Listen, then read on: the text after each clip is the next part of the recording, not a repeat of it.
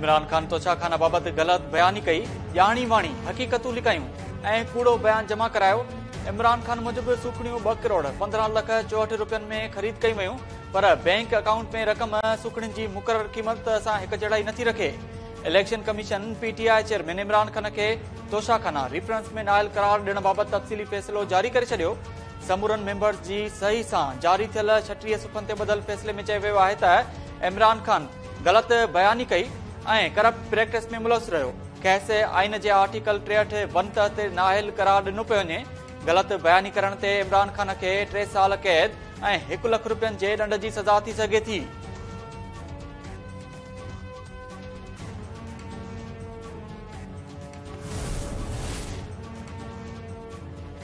Toshakhana reference में इमरान खान जी नाअहली वारो फ़ैसिलो मुअतल करण वारी इस्तदा रद्द। Islamabad high court election commission जो फ़ैसिलो मुअतल करण वारी इस्तदा रद्द कई। चीफ जस्टिस अतर मिनुल्लाह रिमार्क्स ॾींदे चयो त पहिरीं बि नाअहलियूं थींदियूं रहियूं आहिनि, को सियासी तूफ़ान नाहे ईंदो। जंहिं कानून तहत इमरान खान नाअहल थियो आहे त उहो रुगो 1 सीट ताईं महदूद आहे। इमरान ॿीहर इलेक्शन विढ़णु चाहे थो त विढ़ी सघे थो, संदसि इलेक्शन विढ़ण ते पाबंद न आहे।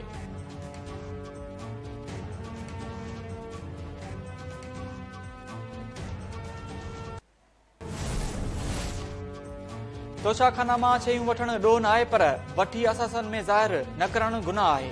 इमरान खान जे गले जो हॾो बणिजी वियो आहे। पीपुल्स पार्टी अॻुवान कमर ज़मान कायरा चयो आहे त आसिफ अली ज़रदारी ऐं नवाज़ शरीफ़ तोशाखाना मां शयूं वरितियूं आहिनि। स्पीकर मेंबर्स जे चवण ते इमरान ख़िलाफ़ रेफरेंस मोकिलियो, जेको आईनी आहे। मुमलकती वज़ीर मुसद्दिक़ मलिक चयो त इमरान खान कूड़ो ऐं करप्ट साबित थी चुको आहे। इमरान हाणे मुलज़िम न पर मुजरिम आहे। कीनिया जे पुलिस पाकिस्तानी सहाफ़ी ऐं एंकर पर्सन अरशद शरीफ़ खे ग़लति फ़हमी जे बुनियाद ते मारण जी तस्दीक़ करे छॾी। परॾेही ख़ाबरू इदारे मूजिबि अरशद शरीफ़ खे कीनिया में पुलिस नैरोबी वेझो मथे में गोली हणी क़त्ल कयो। वाक़ियो मुबैना तौर ते चेक पॉइंट जी वञकड़ी ते पेश आयो। वज़ीर आज़म शहबाज शरीफ़ ऐं बिलावल भुट्टो ज़रदारी पारां अरशद शरीफ़ जे क़त्ल जी मज़मत ख़ानदान सां ॾुख जो इज़हार। बिलावल भुट्टो ज़रदारी चयो आहे त अरशद शरीफ़ वारे वाक़े ते कीनिया सां राब्ते में आहियूं।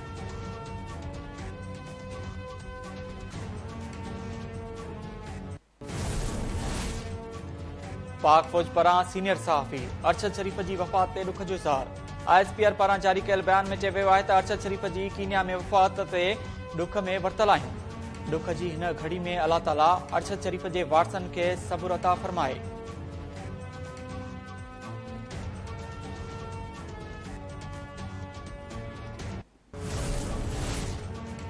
इस्लामाबाद हाई कोर्ट में सहाफ़ी अरशद शरीफ़ जे मौत वारे वाक़े जी जांच लाइ अदालती कमीशन जोड़ण वारी दरख़्वास्त ते ॿुधणी।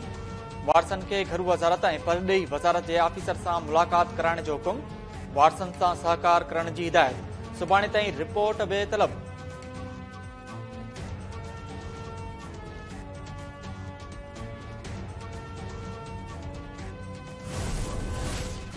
पीटीआई चेयरमैन इमरान खान जी सहाफ़ी अरशद शरीफ़ जे घर आमद।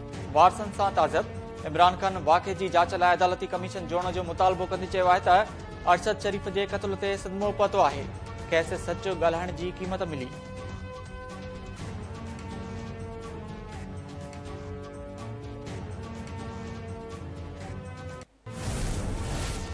पंजाब असेंबली जे स्पीकर नून लीग जे 18 मेंबरनि जी रुकनियत मुअतल करे छॾी। 15 ॾींहनि लाइ ऐवान में दाख़िल थियण ते पाबंदी बि लागू। मुअतल थियल मेंबरनि में उस्मान बुखारी, मियां अब्दुल रऊफ़, समीउल्लाह खान, मलिक मोहम्मद वहीद ऐं सबा सादिक शामिल। राहिला खादिम हुसैन, राबिया नुसरत, ज़ैबुल निसा ऐवान, राबिया फारूकी, ज़ीशान रफ़ीक खे बि मुअतल कयो वियो। कमल लियाकत एडवोकेट, गुलनाज़ शहज़ादी, नफ़ीसा अमीन, मोहम्मद अफ़ज़ल, आदिल बख्श, सादिया नदीम, राहत अफ़ज़ा ऐं सुंबुल मलिक हुसैन जी ऐवान में दाख़िल थियण ते पाबंदी। समूरनि मेंबरनि ते छंछर वारे ॾींहुं पंजाब असेंबली जे इजलास में हंगामो मोकिलण करण जो इल्ज़ाम आहे।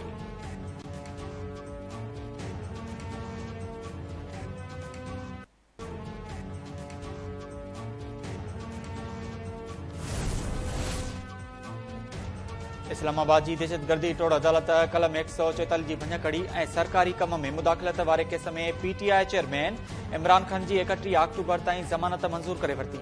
1 लख रुपयनि जा ज़मानती मुचलका जमा कराइण जो हुकुम। इमरान खान दहशतगर्दी टोड़ अदालत में पेश थियो।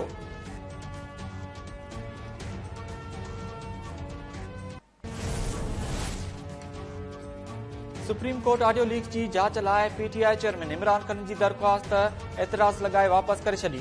रजिस्ट्रार ऑफिस मूजिब दरख्वास्त में बुनियादी हक़नि ऐं अवामी मुफ़ादनि जी निशानदी नाहे कई वई। आर्टिकल 184 ते दरख्वास्त जो जवाब भी पेश नाहे कयो वियो। सुप्रीम कोर्ट खां अॻु लाॻापियल फॉर्म ते भी दरख्वास्त दाख़िल न कई वई। इमरान खान दरख्वास्त में ऑडियो लीक्स जी जांच करण तोड़े वधीक ऑडियो लीक्स रोकण जी भी इस्तदा कई हुई। बोर्ड सबब मुतासिर थियल 14 लख आबादकारनि खे भाण ऐं बिज मुफ़्त में फराहम कयो वेंदो। पाणी बीठल हुअण सबब लख एकड़ ज़मीन ते कणक न थी सघंदी। KTN न्यूज़ सां ख़ुसूसी ॻाल्हि ॿोल कंदे सूबाई सलाहकार मंज़ूर वसाण चयो त 24 लख एकड़नि खां वधीक ज़मीन ते कणक पोखी जो टारगेट रखियो आहे। रोहिड़ी किनाल वही रहियो आहे, पर खैरपुर में अञा ताईं केनाल सिस्टम बहाल न थिया आहिनि। कमंद जो सरकारी अघु मुक़ररु करण लाइ सुभाणे इजलास घुरायो आहे।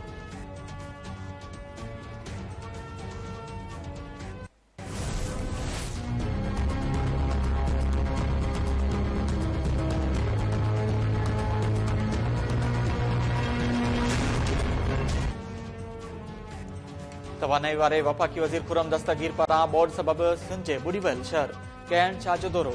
संदसि गाॾी बि पाणी में फासी पई। मौक़े ते मौजूद माण्हुनि संदसि गाॾी खे धिका ॾेई ॿाहिरि कढियो। वफ़ाक़ी वज़ीर चयो त कोशिश आहे त कैन शाह मां बोर्ड जो पाणी जल्द निकाल कयो वञे।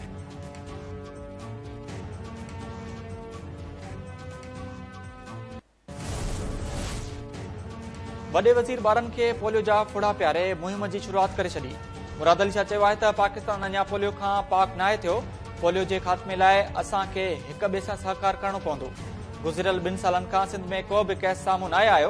Polio free Sindh, polio free Pakistan ठाहिणो आहे।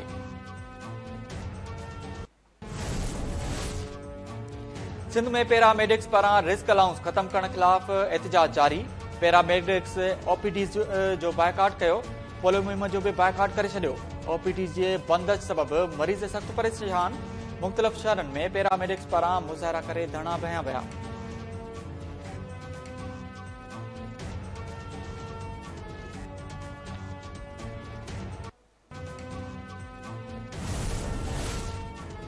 नौशरो फिरोज में ज़मीनी तकरार तां सौटुनि में झेड़ो फायरिंग में बजणा मारिजी विया। मारिजी वेलनि में वसीम ऐं अमीन चांडियो शामिल।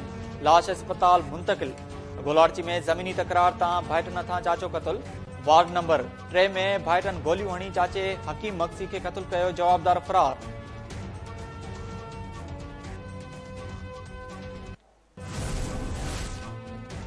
CTD पारां कराची खे वॾी तबाही खां बचाइण ऐं 4 दहशतगर्दनि खे गिरफ़्तार करण जी दावा। CTD तर्जुमान मूजिब गिरफ़्तार जवाबदारनि में अमीर अली शाह, मोहम्मद इकबाल, नसरुल्लाह ऐं मोहम्मद शामिल। बारूदी मवाद हथ। जवाबदारनि जो वास्तो पाबंदी मड़ियल तंज़ीम सां आहे। ॿी कार्रवाई में चीनी डेंटल क्लिनिक ते हमले में मुलविस 2 मुबैना दहशतगर्दनि खे गिरफ़्तार करण जी दावा। CTD तर्जुमान मूजिब जवाबदार वकार खुश्क जे सहूलतकार नबील अहमद ऐं वज़ीर अली खे गिरफ़्तार कयो वियो आहे।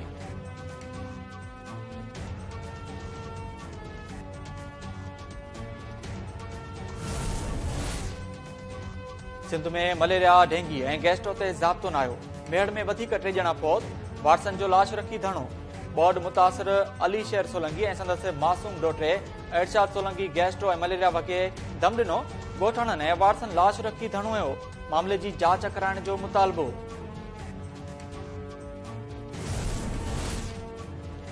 कोटड़ी में नौजवान जी बाज़ियाबी लाइ वाटसन जो ओवरहेड ब्रिज ते धरणो। वाटसन चयो आहे त नौजवान पोरियत राशिद जलपाणी जी बाज़ियाबी लाइ पुलिस सहकार न करे रही आहे।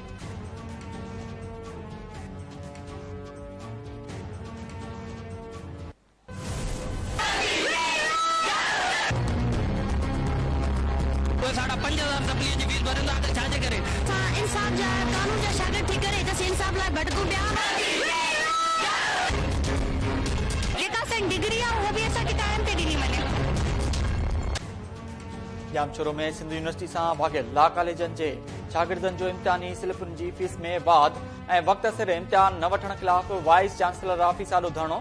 एहतजाज कंदड़ शागिर्दनि जो चवणु आहे त सिंध यूनिवर्सिटी इंतिज़ामिया वक़्त सिर इम्तिहान न वठी रही आहे। फीस बि वधाई वई आहे।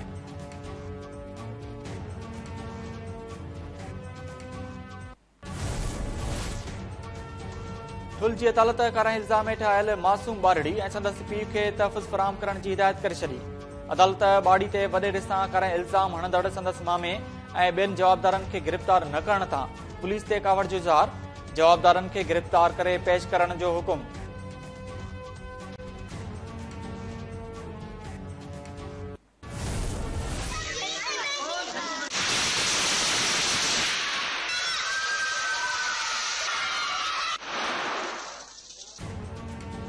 पाकिस्तान समेत समूरी दुनिया में हिंदू बिरादरी ॾियारी जो ॾिणु मल्हाए रही आहे। मंदिरनि ऐं घरनि में ॾिया ॿारे मुल्क जी तरक़ी ऐं सिंध जे ॿोॾ मुतासिरनि जी भाली लाइ ख़ुसूसी प्रार्थनाऊं हिक ॿिए खे मिठाई जा तोहफ़ा बि ॾिना विया। वज़ीर आज़म शहबाज शरीफ़, परॾेही वज़ीर बिलावल भुट्टो ज़रदारी ऐं वॾे वज़ीर मुराद अली शाह बि हिंदू बिरादरी खे वाधायूं ॾिनियूं।